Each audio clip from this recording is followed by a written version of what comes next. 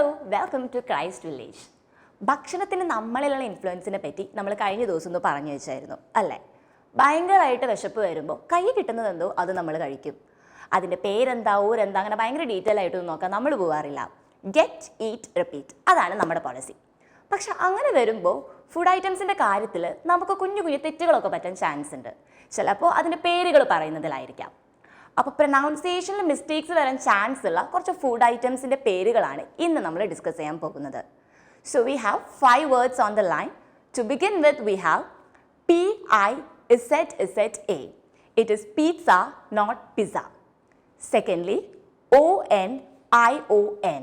It is onion and not onion. Number 3, M-A-Y-O-N-N-I-S-E. It is mayonnaise and not mayonnaise. Fourthly, S-A-N-D-W-I-C-H. It is sandwich and not sandwich.